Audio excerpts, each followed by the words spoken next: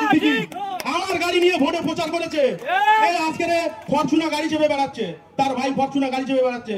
তো কোথায় থেকে এরা টাকা ইনকাম করেছে না করেছে সব জানি।